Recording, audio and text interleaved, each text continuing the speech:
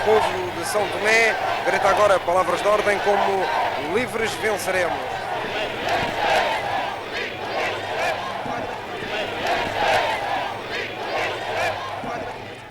No uso da faculdade que me é conferida, em nome da Assembleia Representativa do Povo de São Tomé e Príncipe, na qualidade de Presidente da Assembleia, proclamo a independência do Estado de São Tomé e Príncipe.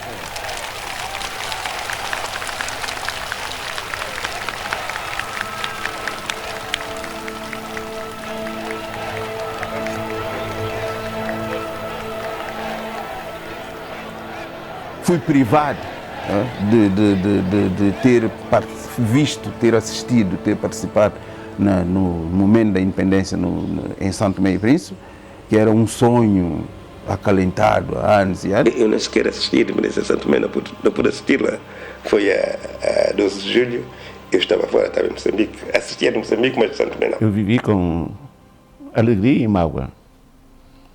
Alegria porque no fundo é o que eu queria, para o meu povo, a independência. Mágoa por não estar presente, por sentir-me marginalizado. Depois de 25 de Abril, o Conselho da Revolução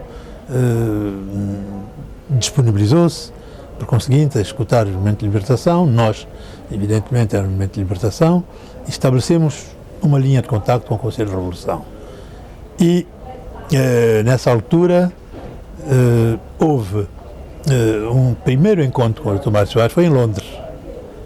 Foi em Londres, em que, senhor, falámos das nossas, quem éramos, né, e o que é que pretendíamos. Chegou-se à conclusão que devia haver um acordo para a transição de São Tomé e Príncipe para a independência. O Miguel foi indicado chefe da delegação, eu era subchefe da delegação, acompanhado de Gastão Torres e Umbelina. A delegação portuguesa era conduzida por Dr. Almeida Santos, né, que era Ministro da Administração Territorial naquela altura, e negociou-se e concluiu-se os acordos de 1974. Com surpresa minha, um acordo difícil. Eu não esperava encontrar essa dificuldade da parte da delegação de São Tomé. Até porque quem presidia era o Trovoada e eu conhecia o Trovoada. O Trovoada era meu amigo, mas estava pressionado pela opinião pública, sobretudo jovem na altura. Eu acho que aquilo que foi mais duro e que demorou, portanto, foi um osso duro de roer, era a questão referendária, porque Portugal queria que fosse feito um referendo e que o povo fosse é que escolhia, porque o futuro é que optava, a independência total, ser um Estado federado, estava tudo em aberto. E essa era a posição com que se ia negociar. Os portugueses sabiam perfeitamente que dominavam a situação. Se fôssemos aceitar uma consulta popular, eles iriam manipular tudo para que o MST não participasse sequer da consulta popular, porque eles queriam, era como todas as potências coloniais querem, terem os regimes fantoches ao seu favor. Nós considerávamos a consulta popular como o mínimo exigível. Para quê? Para podermos dizer que foi o povo que quis a independência. Sabíamos que o povo dizia que sim, não havia a menor dúvida sobre isso, mas era preciso que dissesse. Portanto, não havia razão nenhuma para não ouvirmos o povo. Tínhamos ouvido em toda a parte, não é verdade? Porquê é que não ouvíamos em São Tomé e Príncipe, que era uma coisa pequenina, ainda por cima, etc. Portanto, eu tinha instruções para exigir uma consulta popular. Mas tudo foi ultrapassado a partir do momento em que, no último dia das negociações, depois de salvo erro, 14 horas de reunião, se chegou a acordo, uma vez que o governo português abdicou de recorrer a um referendo e arranjou-se uma solução intermédia que ia ser eleita uma Assembleia Constituinte. Ou seja, o poder não era entregue imediatamente ao MLSTP, como se pretenderia. Havia uma Assembleia Constituinte, essa Assembleia elegia os deputados, e isso aconteceu, salvo erro, no dia 5 de julho, e depois a soberania portuguesa transitava para o Presidente da Assembleia Constituinte. Vai subir no mastro o símbolo da nova pátria, o símbolo do novo país. Momento verdadeiramente emocionante para a reportagem, momento emocionante para o povo da nova nação. A partir deste momento, São Tomé e Príncipe não é mais uma colónia portuguesa.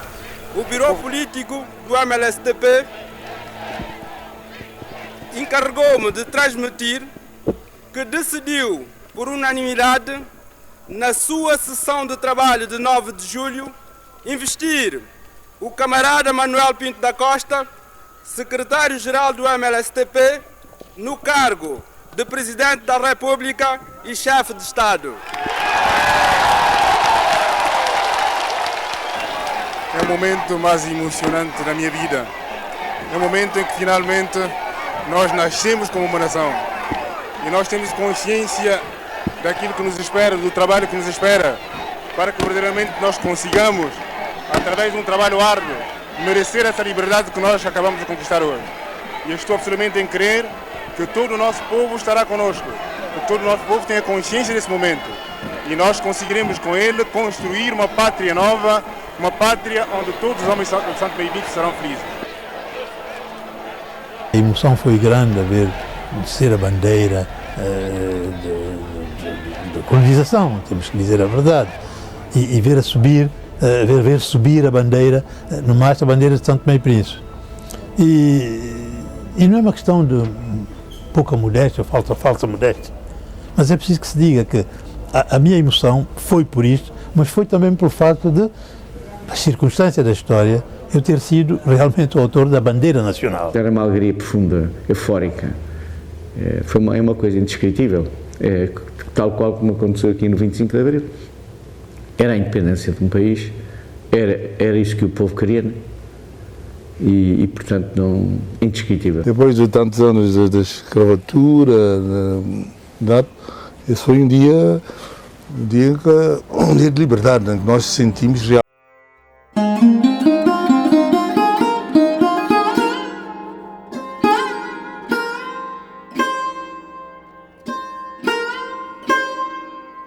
Isso começou em Santo Tomé, lá para os anos 60, princípios de 61, houve um grupo de nacionalistas que decidiram trocar impressões para saber se era possível fundar um movimento que levasse à independência de Santo Tomé, porque na época todos os africanos lutavam por sua independência. A nossa situação insular era bastante difícil, então foi necessário enviar uma pessoa fora. E este grupo que se reunia, como é que se chama? Bobo Forro, reuniu dinheiro e mandou contribuir para a saída de Miguel Trovoada. Saí para trazer precisamente cá para fora a voz daqueles que estavam contra esta situação e que estavam decididos, portanto, a organizar-se para perseguir a luta de libertação. Isto já foi nos anos 60, não é? Portanto, algum tempo depois do massacre de Batapá.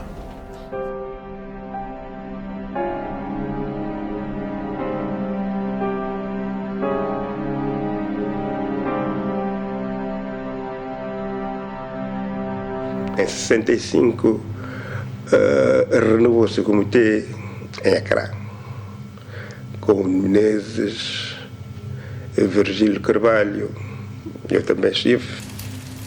Eu lembro naquela altura, eu era estudante, participei nessa reunião do CLSTP, cheguei a Accra e depois verifiquei que faltavam dois elementos fundamentais e importantes do CLSTP, que era o Miguel Trovoada e Carlos Graça.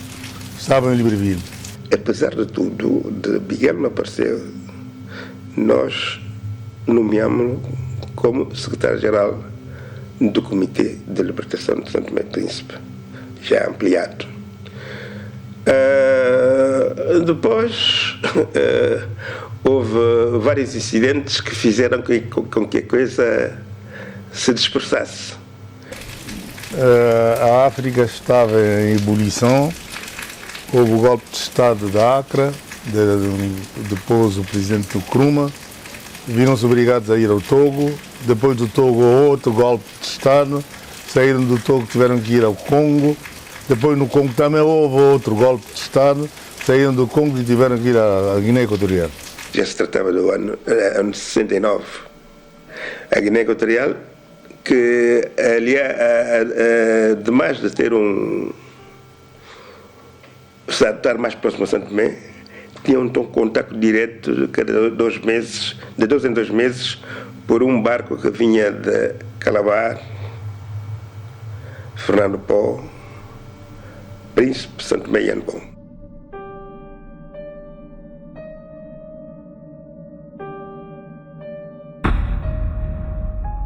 Decidimos reconverter o comitê em movimento. Reunimos-nos de 8 a 12 de julho de 1972 em Malabo. O CLSTP foi fundado em 1960,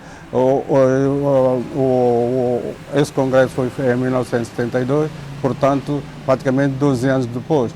Queríamos então ver porquê, o que é que se utilizou do dinheiro, se houve apoio, houve acusações, uns acusavam, outros de terem utilizado mal o dinheiro, etc. Houve esses conflitos. Sabemos que houve divergências, sabemos que nos movimentos de libertação, como todos os movimentos políticos, há grandes contradições, grandes e pequenas, por vezes levam a grandes clivagens e às vezes em Santo Tomé e Príncipe, infelizmente, não sei se é devido à nossa pequenez, não é só geográfica e demográfica, mas também chega a ser alguma pequenez de espírito, não sei se condicionar pelos elementos geográficos, não é? Nós vamos a coisas muito pessoais. Havia divergências. Tanto é assim que o Pinto da Costa foi levado à Secretaria-Geral, porque era o único que conseguia dar-se com todos. Era o único que podia harmonizar toda a gama de pessoas também. Era necessário encontrar nessa reunião alguém que pudesse ser aceito, ainda que provisoriamente. Percebeu? Que aceitasse,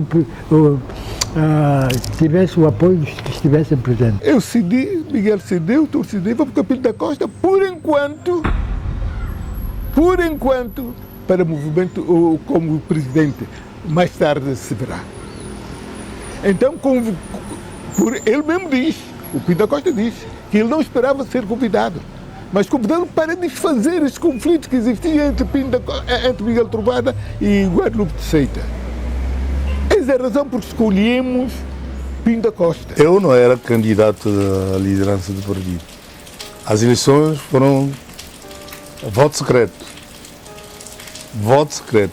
Papel, escreveu-se o nome e para cima de 80% era favorável a Pinto da Costa. Eu não era candidato. Ele não era candidato, isso é verdade. Por quê? Eu explico. Por que ele não era candidato? Porque era o único que nessa altura não tinha divergências pessoais com a ABC. Isso conta muito num partido político, problemas pessoais, relações humanas. Estás a saber? E isso foi também uma divergência do Miguel Trovoada com o Guadalupe Seita. Não se entendiam, porque a liderança por ele. Perante essa vontade expressa pela maioria, eu aceito, mas com uma condição. Vou liderar o processo até nós chegarmos a ter que discutir com os portugueses, porque isso acabará num encontro entre nós e a parte portuguesa. E quando tivermos já a data da independência, tudo marcado, eu vou pôr o lugar à disposição. Além de criar essa direção, nós também elaboramos um programa. Esse programa, efetivamente, nós dizíamos claramente que a nossa luta é para a independência total e completa de Santo Tomé e Príncipe, e criamos um Estado laico e um Estado em que todos poderiam, independentemente da sua origem, podíamos viver nesse Estado harmoniosamente. Isto é tudo para Lapié barato, porque não pode definir um programa sem ter militantes. E no programa não militante sem ter uma base de apoio, que é o povo. Nós não tínhamos contato nenhum com o povo de Santo Tomé, é preciso ter isso presente. A luta de libertação em Santo Tomé e Príncipe era clandestina, aquilo pouco nós podíamos fazer. Depois da constituição do CLSTP era clandestino, não tínhamos a possibilidade de agir de forma aberta. Mas depois do 25 de Abril, em que aquela explosão da liberdade em Portugal, e abriu-se uma janela de oportunidade para que nós também pudéssemos fazer ouvir a nossa voz. Algumas semanas depois, apareceu um grupo de estudantes que estavam em Portugal, em Lisboa, a darem a cara como sendo uma associação cívica pró-MLSTP. Neste grupo incluíram-se pessoas como o Filhinho de Costa Alegre, o Norberto, o Carlos Tini, eu próprio, depois aqui, o Ramos Dias. Aqui dentro, depois havia estudantes que tinham terminado, estavam a terminar o 7º ano, nomeadamente na altura, a Milu Aguiar, a Camélia Barros e várias outras pessoas que estavam no terreno. Portanto, a Dona Alda era aqui, quando se decidiu, era aqui no fundo a líder no terreno. Havia vários outros nomes, como Norberto Costa Alegre Pai, o Quintero Aguiar, vários outros nomes que estavam no terreno, o Daniel Daio também fazia parte disto, e várias outras pessoas que estiveram no terreno e tal. Nós adotávamos formas de luta que levassem a população a manifestar-se. Portanto, organizávamos greves, organizávamos manifestações, organizávamos sessões ou atos de insurreição contra o poder. Onde houvesse a presença colonial, nós lá estávamos e encontrávamos as mais diversas formas de portanto, dizer aos colonos que bastava. A Associação Cívica fez um trabalho positivo na mobilização aqui interna, exato. Porque naquela altura não podíamos entrar, como dirigente não podíamos entrar. E quando houve a Revolução em Portugal, nós estávamos muito a acreditar na sinceridade dos dirigentes portugueses. Nós temos muita honra em dizer que fomos os principais mobilizadores do povo para essa caminhada rumo à independência. Mas também havia a direção do MLSTP, que na altura se encontrava em Libreville, e que eles também tiveram um papel muito importante. Porque eles foram os guardiões da utopia. Houve ainda uma outra formação que era formada à base de colonos, julgo que tinha um natural ou coisa parecida, e que praticamente se diluiu, quer dizer, passado pouco tempo desapareceu. A Frente Popular Livre foi uma organização que nasceu antes da independência, antes de nós conhecermos a existência em São Tomé da Associação Cívica. Eles também eram nacionalistas como nós, porque eles não optavam não estavam de acordo com a MLSTP, né? Entendiam que esse nosso processo que deu a independência não daria certo, e eles queriam a federação. O que eles propalavam era que o nosso grupo, a Frente Popular Livre, não queria independência, que nós queríamos federação. Federação com o quê? Com Portugal? Portugal não era uma república federativa, como é que ia fazer federação conosco? Nunca. Até hoje, eu desafio quem quer que seja apresentar um documento da Frente Popular Livre no qual nós preconizávamos uma federação para Santo Tomé e Príncipe. Nós queríamos uma independência, sim, senhor. A Frente Popular Livre foi uma emanação dos colonos portugueses que queriam. O que é que a Frente Popular Livre defendia? Era uma federação com Portugal. O que é que o MLSTP, através da Associação Cívica, propagava e mobilizava a população em Santo Tomé e Príncipe? Independência total. Nós entendíamos que a tal, total, completa, imediata, não podia nem devia ser aplicada a Santo Tomé e Príncipe. Primeiro, o povo de Santo Tomé e Príncipe não estava em luta armada. O povo de Santo Tomé e Príncipe não tinha a mesma índole dos outros povos que pegaram armas. Portanto, nós entendemos que nós tínhamos que ser independentes, mas quanto à total, imediata e completa, estávamos em total desacordo. Nas circunstâncias do momento, era uma solução que convinha muito mais ao poder colonial do que a nossa. Não, a nossa não convinha de todo ao poder colonial. E a Frente Popular Livre tinha um projeto que devia ser acarinhado, quer pelos colonos que estavam presentes, quer pelo Alto Comissário e os outros representantes do poder colonial. O que nós não queríamos eram tumultos.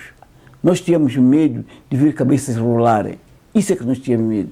Nós tínhamos medo de que sangue de Santo Mense vertesse sobre a nossa terra. Não era preciso, porque nós nunca admitimos que para sermos independentes havia de haver gente morta. E eram acusados pela Cívica de neocolonialistas e outros termos ofensivos. Nós fomos ao Gabão.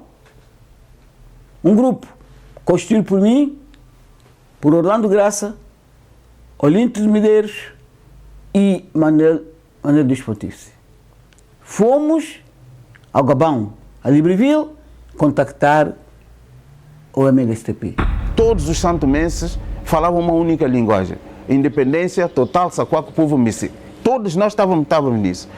Num dado, mesmo a Frente Popular Livre, que num dado momento era adepta da federação, queria que continuássemos ligados a Portugal, tá? Mesmo eles, devido à força da associação cívica e a forma como ela se impunha, num dado momento, e depois de ter ido a Libreville e falado com a direção lá do movimento e tal, num dado momento, ela deixou de aparecer como defensora da federação e aderiu. Só que foi uma adesão forçada, né? Não é algo sentido, nem foi forçado nesse processo. Nós recebemos em Libreville os elementos da Frente Popular Livre, Maria do Carmo e companhia, foram a Libreville. E quando saíram de Libreville, regressaram de Libreville para Santo Tomé, exato, vinham com instruções, ou tinham orientações, tínhamos chegado a um acordo, de que ao chegar a Libreville deviam apresentar-se na sede da Associação Cívica no Riboc. Assinamos um acordo com o MLSTP, chegar a Santo Tomé, dissolver a Frente Popular Livre e entregarmos na Associação Cívica. Nós fomos. A Associação Cívica.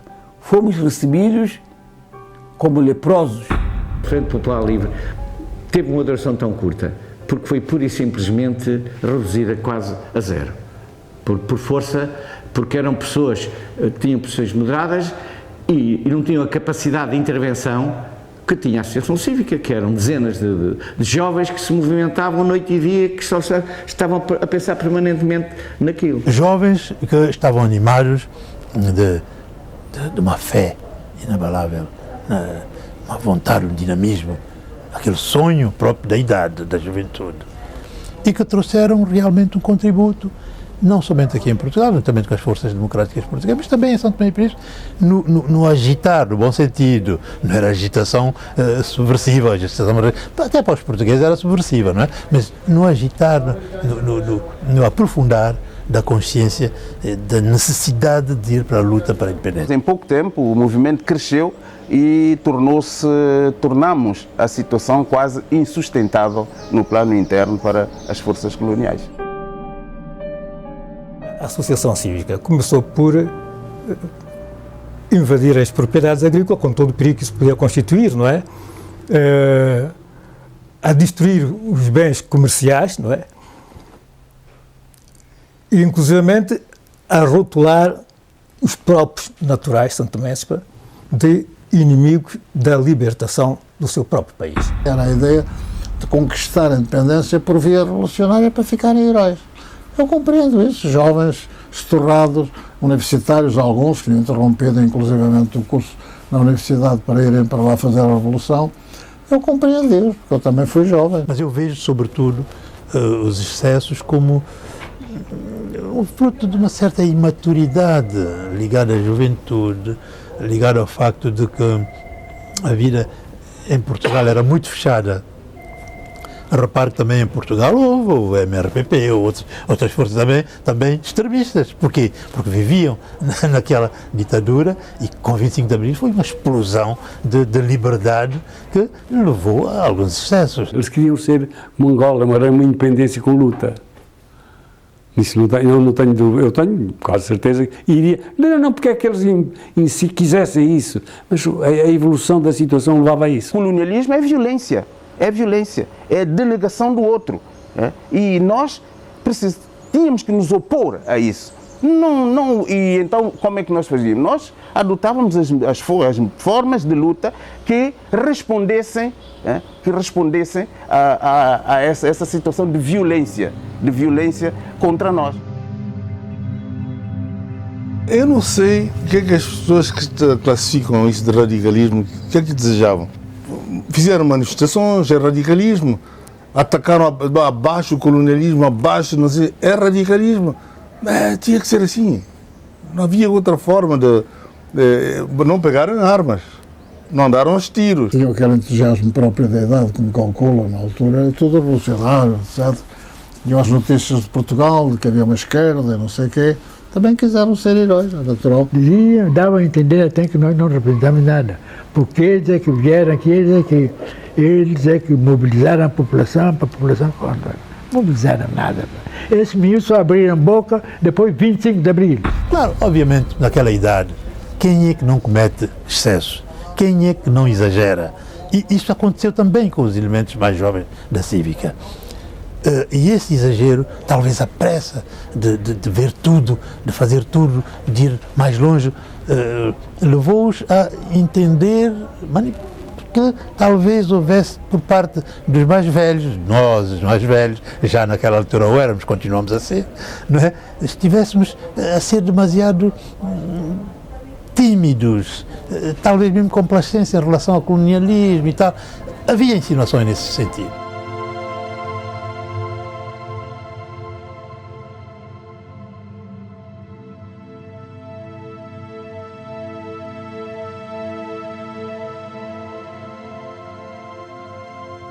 Esse acordo previa que devia haver um governo de transição, chefiado por um primeiro-ministro, que era o primeiro-ministro do governo de transição, e outros ministros, 4 ministros de Santo Tomé e um ministro indicado pelo governo português.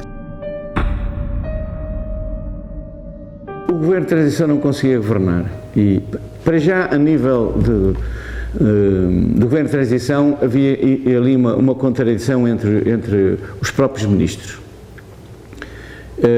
Portanto, de um lado, o primeiro-ministro Lionel D'Alva e o Dr. Carlos Graça, considerados conservadores pela Associação Cívica e que pretendiam seguir o programa do MLSTP. Por outro lado, Dona Alda Espírito Santo, pessoa por quem tenho uma grande consideração, apesar das suas posições radicais e que eu compreendo, porque esteve presa na PIDE e a mãe, sobretudo, foi muito maltratada e é difícil engolir uma coisa dessas, e o Dr. Gastão Torres. A doutora Alda Espírito Santo não apoiava, que estava do lado da Associação Cívica, mas não apoiava certas situações mais radicais, mais exageradas. O Dr. Gastão Torres era considerado um mentor. Se ele uma vez me ouvir, eu tive boas relações com ele, cheguei a vir a Portugal negociar em nome, portanto, questões com o governo, entre o governo de transição, demos muito bem, mas era considerado um mentor da Associação Cívica, que estava dentro do poder. E depois no campo, as deliberações, apesar de tudo, eram tomadas, e podiam até ser umas posições mais moderadas, mas depois no terreno a Associação Cívica contrariava. Isto é falso, absolutamente falso. O governo de transição só não fez aquilo que não queria fazer. Não houve entraves nenhuns da nossa parte em relação ao governo, impedir o governo de governar. Não, nada disto. Eu não estou de acordo de dizerem para que a Associação Cívica que bloqueou, não deixou o governo de transição governar, porque neste caso então teriam de dizer para que o Pedro Barros Umbelina Júnior, que sou eu, e o Gastão Torres, que não deixaram o governo de transição governar. Foi muito difícil a situação entre 21 de dezembro a março, porque nós queríamos fazer coisas concretas. Nós tínhamos problemas de abastecimento da população, tínhamos problemas da produção do cacau, que às vezes o cacau estava maduro, não se apanhava o cacau, tinha uma série de problemas e não conseguíamos resolver porque estávamos perdidos em pequenas discussões, pequenos atritos. Havia muitas aulas, haviam pessoas que estavam interessados em colaborar com os colonos, haviam aqueles que não estavam interessados em colaborar com os colonos, haviam aqueles para que tanto lhes fazia para uma parte como outra. Era isso. O problema de colaboração com Portugal, problema de certas medidas que eles queriam já abolir, que não podia ser, mudança não sei o quê, está a perceber? E havia esse conflito interno, todos nós sabíamos. Não era uma frente comum que se poderiam dizer nós vamos todos colaborar com os colonos. Não era. Ou todos nós não vamos colaborar com os colonos. Também não era. Então haviam conflitos. Houve uma divisão, mesmo no seio do governo de transição, e também houve um choque entre alguns elementos da Associação Cívica, porque nem todos os elementos da Associação Cívica tinham a mesma posição. Alguns elementos da Associação Cívica e o governo de transição. O Gastão Torres não estava muito contente com a governação do país, porque ele com o primeiro-ministro não se dava, ele achava que a orientação do governo era mau, que não levara a nada, etc. E ele queria tentar, de qualquer maneira, ou cindir a coisa imediatamente, ou ir tomar o poder.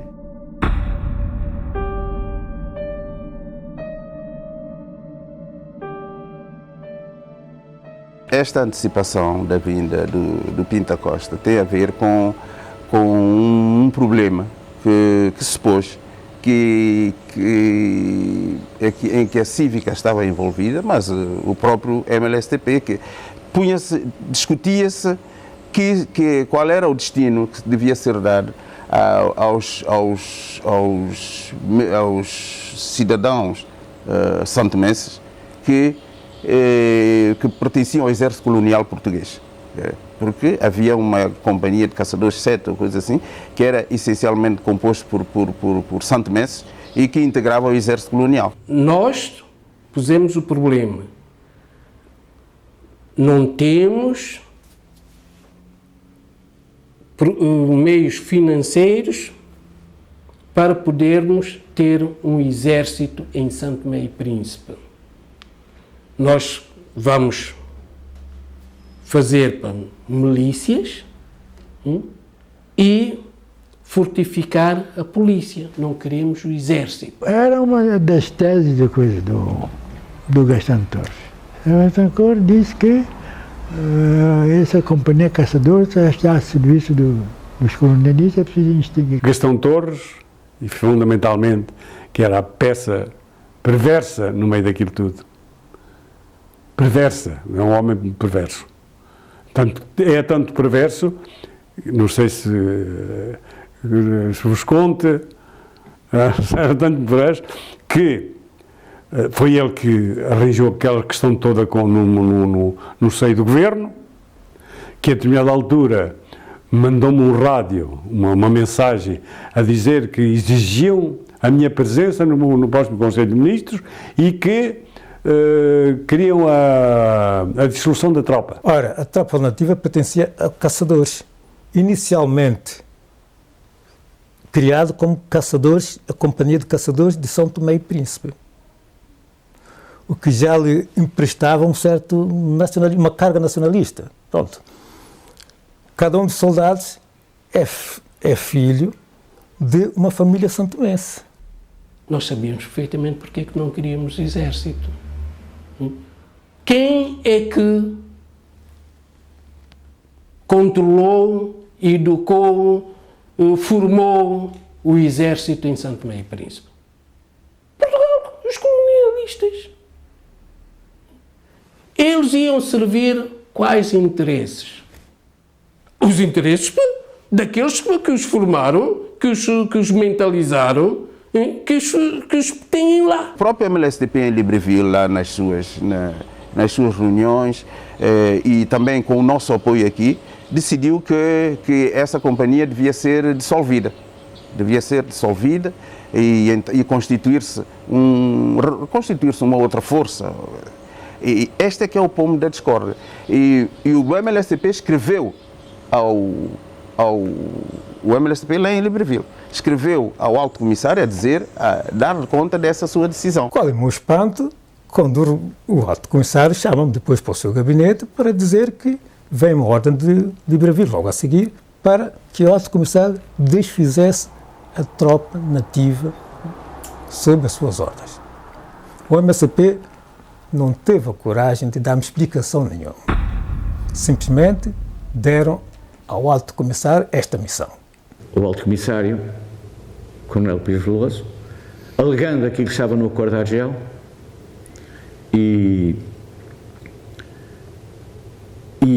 assumindo a sua posição, a sua visão pessoal como responsável, disse: enquanto eu for Alto Comissário, nunca as tropas naturais serão dissolvidas. E argumentava que as tropas naturais posso sintetizar, não constituíam um perigo, antes pelo contrário. Girou ali realmente um clima de tensão terrível. A falar comigo e disse logo: Alto Comissário, sim, o senhor é o Alto Comissário do governo português e eu sou natural dessas ilhas. Eu e os meus homens somos natural dessas ilhas. Esta companhia são filhos dessas ilhas. E não cabe ao senhor fazer realmente a distribuição dessa força. Cabe ao MLSTP com quem eu falei fazer isso. No MLSTP havia dirigentes que não estavam de acordo com isso. Não havia necessidade de nós entrarmos em um combate que podia perturbar todo o processo. Esse problema era o problema que nós deveríamos resolver depois de 12 de julho. Foi só isso. Houve essa divergência, efetivamente. Portanto, o que vamos fazer? Vamos deixar o quartel, não é? Que ainda pertence às forças portuguesas, e vamos para a mata, e aí ficamos encapados para o MLSTP ir lá dissolver-nos, falar connosco e dissolver-nos. Mas não vamos aceitar uma dissolução deste tipo. O Alto Comissário reagiu violentamente a esta tomada de posição do MLSTP e fez chantagem. Chantageou os membros do governo que cá estavam e tudo mais, disse que Portugal ia abandonar isto, iam sair imediatamente e não iam fazer isto e retiravam-se imediatamente, ele ia viajar para Lisboa para acabar com isso. Perante esta tomada de posição do Alto Comissário e também a minha própria e dos meus homens, eu e os meus homens, acabou-se por não dissolver a tropa. Mas aquela facção que defendia essa dissolução de qualquer maneira não confirmou com isso e começou a fazer pressão. Eles lá decidiram que o Pinto da Costa devia entrar para vir acalmar a situação e tudo isso. E fizeram partir um grupo constituído por Oné. Oné, sabem quem é o Oné, né? Oné, Guadalupe Seita e Miguel Trovada fizeram-eles partir para Lisboa para ir denunciar essa posição do Alto Comissário junto ao governo português. Pires Veloso chegou antes e desde ali disse que nós não representávamos São Tomé. Não éramos nem sequer membros do Biro Político. Chega ao território portanto, o secretário-geral e mais elementos e visita o secretário-geral e o primeiro-ministro, o Dr. Coronel Valva, vão ao gabinete do Alto Comissário mantendo a sua posição. E o Alto Comissário firmemente e naturalmente dizendo porquê, manteve e disse que não. Então o Pinto da Costa entra e faz a reviravolta. Aceita o que o Alto Comissário queria, que não se dissolvesse a tropa, e desautoriza o grupo que eles haviam mandado para Lisboa. Desautoriza. Isto, perguntem ao Guadalupe. O Guadalupe está aí vivo e ele participou nisto. Portanto, desautoriza, diz que eles não representam nada, que eles são parte da rebelião que há no seio do coisa. E o Miguel Trovoada, que devia presidir a esse grupo que foi para Lisboa, como estava tudo acertado entre eles, o Miguel fingiu que estava doente e nem sequer participou na viagem. Portanto, é isto que se passou. Para quem conhece o secretário-geral, Manuel Pinto da Costa, jamais acreditará que alguém pudesse ter utilizado o Pinto da Costa para objetivos que não fossem o do MLSTP, o povo santomense. Para quem o conhece, eu não sou manejável, nunca fui, nem serei, nunca. Acabaram por ceder, reuniram e a maioria do Douro acabou por entender que o melhor era de facto manter as tropas naturais. A Associação Cívica manteve a sua posição radical e aí é que surge o conflito, aquilo que já estava fermentado e que, como eu digo, subjetivamente, por falta de coragem, não sei se por precisar ainda da Associação Cívica, devido um bocado, estou portanto, a ser uma posição muito pessoal, acabou por haver um pretexto para romper com a Associação Cívica. Uma vez dentro do território, a situação exigia uma apresentação do MLCP ao povo Santo Tomé e Príncipe. Uma apresentação que seria simbólica e também histórica, não é? Porque muita gente não conhecia os elementos do MLCP. Programou-se então um comício para este efeito, para fazer esta apresentação. Havia aqui que definir realmente quem é que tinha o poder de dirigir o destino, dirigir politicamente o destino das ilhas. Ou a Associação Cívica para o MLCP, ou o MLSTP como Movimento de Libertação de Santo Tomé e Príncipe. Portanto, nesse comício que foi muito importante para eu diria, para definir campos, os elementos do MLSTP, é possível que o Dr. Gastão Torres era da Cívica e o Pedro Molina, mas também era do MLSTP. Seriam mais da Cívica do MLSTP, mas também eram do MLSTP. Mas eu digo, aqueles elementos históricos intervieram, foram extraordinariamente aplaudidos. Quando, eu digo isto com base num documento que eu tenho em meu poder, em que tem as intervenções que foram gravadas e depois passadas, e em que diz que aplausos, e há, quando fala ou os dois, o Dr. Gastão Torres ou o Pedro Molina, ouviram-se gritos fora, fora, fora, fora, fora. Portanto, foi a partir desse comício é que as águas se separaram, quanto a mim. Quando o Gastão Torres falava, como ele tinha uma linguagem muito agressiva, as pessoas começaram a dizer fora, fora, coisa desse gênero, não é? E a coisa mais ou menos descambou dessa maneira. O ministro Gastão Torres e o Pedro Molina foram expulsos do movimento e deixaram de pertencer ao governo. E todos os jovens, como vocês sabem, abandonaram o país. Grande parte foi para Moçambique, outra parte continuou a estudar em Portugal e outros foram para outros lados. E foi a ruptura que quase se adivinhava, mais tarde ou mais cedo. De facto, nós fomos depois rechaçados, corridos do país. Uns foram para Angola, que depois tiveram que ir para Moçambique, alguns outros, nos quais me incluo, tiveram que regressar a Portugal, eu e o Manuel Vaz, nomeadamente, a Portugal, para depois tentar retomar as nossas bolsas. Felizmente conseguimos mais tarde retomar as bolsas de estudo e continuar os nossos estudos, mas isso após um ano de atividade no país. Abandonaram o país. Eu fui pessoalmente pedir a Gastão Torres, não abandonem o país, nós precisamos de vocês.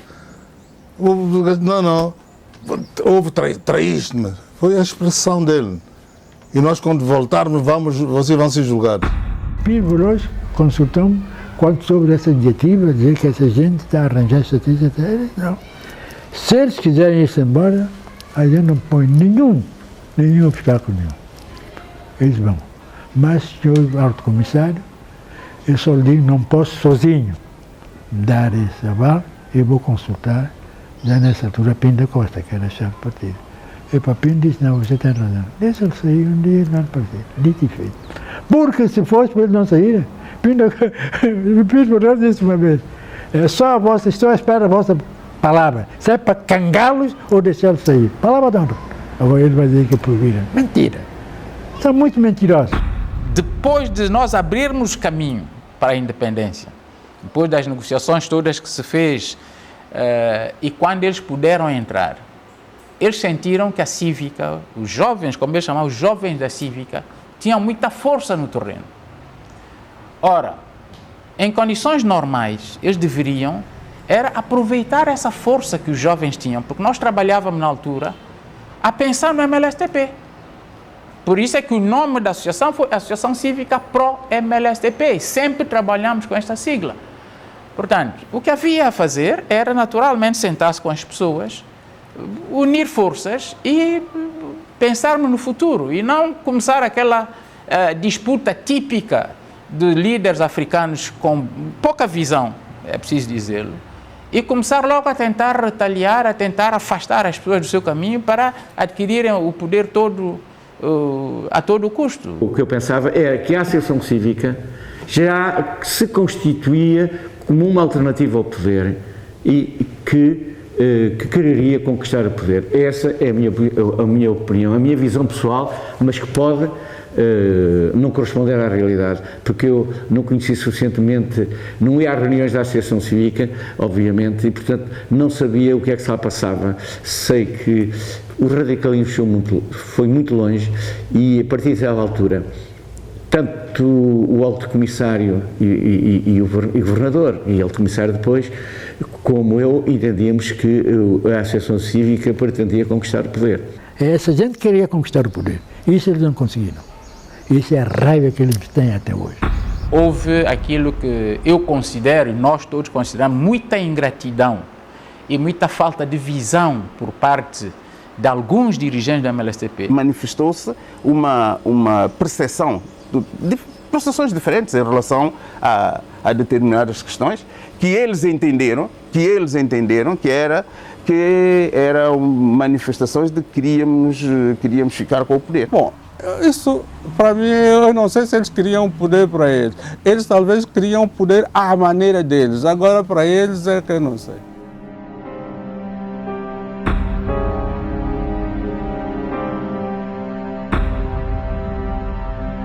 Foi um dia extraordinário, uma festa.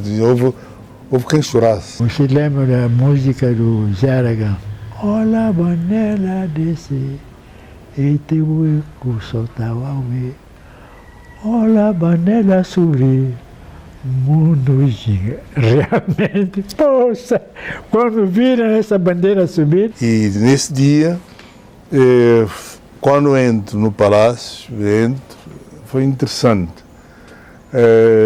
Entrei para o gabinete, assentei-me, estava sozinho e disse, bom, e agora?